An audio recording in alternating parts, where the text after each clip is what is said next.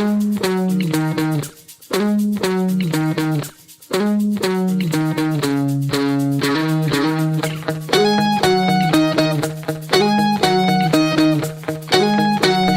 listening to the Segovia Show.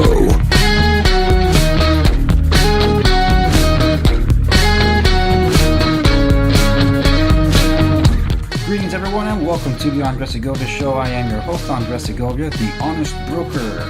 In this episode, we're going to continue our course study in real estate, and of course, our class, Real Estate 101. And in this episode, we're going to be talking about the home buying experience, like where to start. So, in other words, these are your home buying tips. It's April 22nd.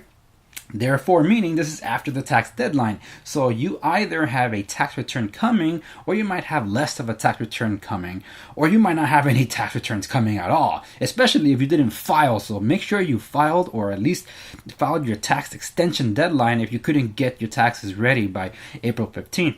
So regardless of what camp you fall under, what are you going to do with that tax return? And if you want a better tax return, this is all the same for you. And that's, of course, talking about investing in real estate. But there are those that want to get into real estate, whether you're going to invest in residential income property or you're going to become a homeowner, you're basically still taking the same steps. The approach could be a little different depending on how far you're planning. But these tips are in general for everybody. Everybody has to begin somewhere. And that's just what I want to get at. But before I dive into the 5 tips I want to share with you on this episode, the first thing you have to be ready is mentally. If you're mentally ready for the home ownership experience, and especially in the process to get there, then we can have this conversation. And if you're not mentally ready yet, then this is probably the stuff that you need to get you there. All right, let's do something with that tax return. And that first thing we're going to end up doing is save up enough money for a down payment. That's the big one. So that's tip number 1. Save enough money for a down payment.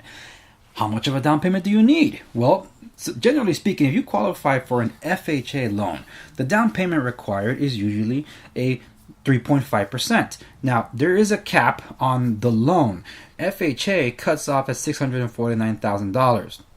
If you're going for that upper echelon of investments, a 3.5% down payment is $22,715. So that's like the extreme sense of how much you would need just for a down payment. Now that's just the down payment. So double it up to assume that you would need $44,000 to $45,000 to cover all your closing costs. That includes the cost of the loan, to pay for the things that go into a transaction, such as the home inspection report, the appraisal, because there are expenses outside of the escrow transaction costs that require out-of-pocket expenses.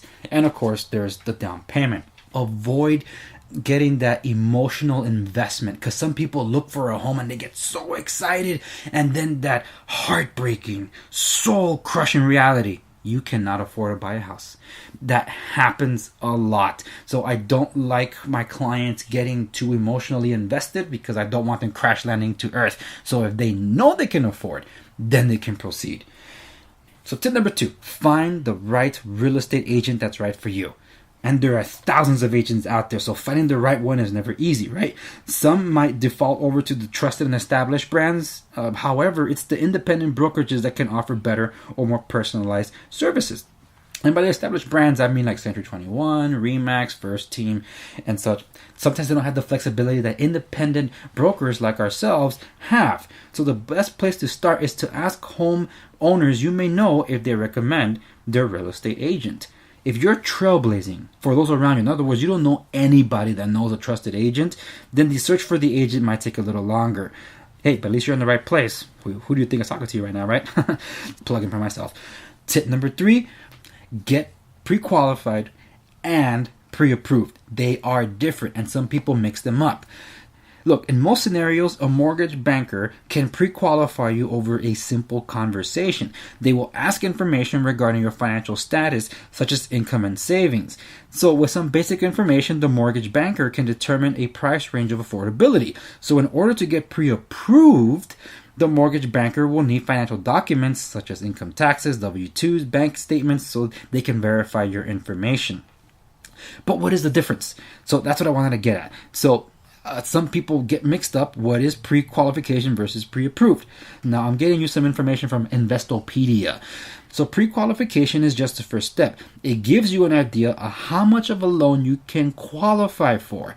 Pre-approval is the second step, a conditional commitment to actually grant you the mortgage. And that's where you want to get at. It's one thing to put your foot in the door. You get pre-approved, you're almost smooth sailing from there. So that's where you want to get to. So when you're pre-approved, take care of your credit by limiting activity that might adversely affect it, such as large expenses on credit, okay?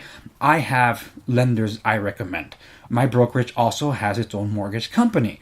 Now, I've come in contact with people that like that. They like an all-in-one stop shop where they can work more confidently knowing that there's more control over a transaction when the real estate agent is working closely with the lender. In some cases, though, some people prefer not to have the real estate agent work where they're closely associated with a mortgage broker because they think that, oh, they're double lending a deal or they're getting an extra cut or whatever. And some people have those legit grievances. So for most people, or all people actually, I do encourage them, if they have their own lender, to by all means talk to them first and then get us connected. Now, I as an agent obviously prefer to work with a lender that I know and trust because we're both in sync and we have more control over the transaction and we both speak our own language and understanding where we're getting at, because I have dealt in transactions where I didn't know the other lender and they left my buyer hanging at the 11th hour. Ideally speaking, both the mortgage lender and the agent will get along. So if you're able to find a lender first, which I really recommend, then go ahead. All right, you got the money. You got how much of a loan you can afford. Tip 4, the property search. Now here's where it goes hand in hand. Okay, we live in a world where technology allows people to actually access a lot more information than before. So you do have access to certain information. So if you're Googling certain things, great, you're finding stuff out. What you really want to, though, is talk to your real estate agent that has access to the most pertinent information on a property available. They have access to all the back ends, the ins and outs, and the problems with some properties or conditions and restrictions that cannot be put to the public because that's private information that only those that have access to the multi-listing service have, such as myself. So when searching for a property, it's good to give guidance to your agent on which direction you want to go. And after finding out how much you can afford and which neighborhood you want to target, you'll know if you can afford something in that neighborhood or if you have to look for the second best alternative.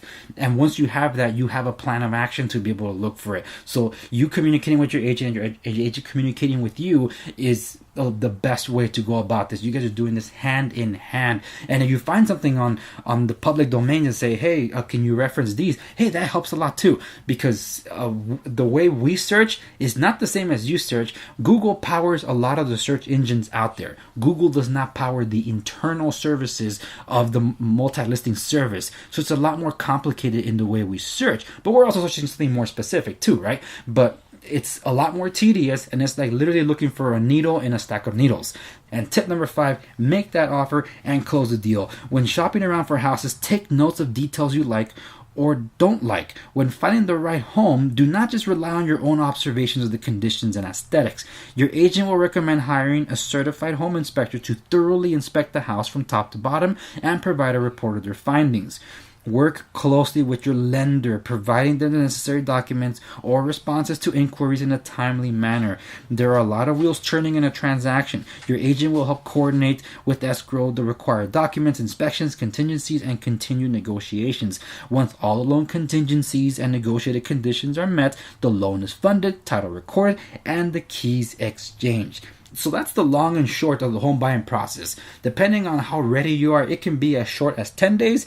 It can be as long as a year. Oh my goodness, really a year? Look, if you're after the fixer-upper but you know it's a short sale meaning that the bank is trying to cut their losses on a property, yeah, that can take quite a long time, especially if there's a lot of discrepancies in that transaction. But look, typically speaking, we're talking about a 45-day turnaround time between the time opening escrow and in closing escrow. So use 45 days as a barometer. But just know that some escrows can be epic, and it's all reliant on how everybody's working as a team. Everyone from the professional side to the client side, that they're all in sync and on the same page. So to reiterate here, tip number 1, have a down payment. Tip number 2, find a real estate agent that's right for you. Pick me. Tip number 3, get pre-qualified and pre-approved. Tip number 4, property search. Tip number 5, make an offer and close the deal. So there you have it. Those are my home buying tips. And if you got that tax return, this is the best way for you to utilize that thing. And if you're disappointed you didn't get a sizable enough tax return this time versus last time, well, guess what? There's tax benefits that you can also get through real estate. Talk to your tax agent to find out how real estate can benefit you in that sense. So that's it for this episode. I wanted to give you the quick rundown on being able to plan what to do with your tax return before you spend it all, because hey, now I have money and most people don't tend to save away. So I wanted to put that out there so you can think about it before you spend that last dime. All right, everybody, thank you so much for joining me on this program. If you have questions about real estate, by all means, go to my Facebook page and leave them there. It's facebook.com/the Andres Segovia. And I want to hear your questions. I want to read them and be able to respond to them on the program. There's people that have been asking me questions already, and I'm saving them for an upcoming episode. So I'm excited to address them on the air. And you never know, your question might make up an entire episode idea, and I might have to push my schedule around because it's just that good of a question. But most of all, I'm excited about people telling me, Andres, thank you, you're answering questions I didn't know I had. So keep it up, everybody. Thank you so much for listening and supporting this program. Remember, follow me on all the socials. You can find all the links available at my website, www.theandresegovia.com. And now, because I'm giving you a plug-in, because if you're looking for that right agent, hey, who else is talking to you? I am a licensed broker. So don't look any further than me. If you really want to have those conversations about real estate, then let's have that conversation one-on-one. My direct phone number is 714-512-2041, 714-512-2041. I'm Andres Segovia, associate broker at Mark 1 Real Estate. So my license number is 019094449. So you want to have that conversation, by all means, let's talk and see if I'm right for you. So thank you very much for listening to this edition of the program, and as always, I'll see you on the next one.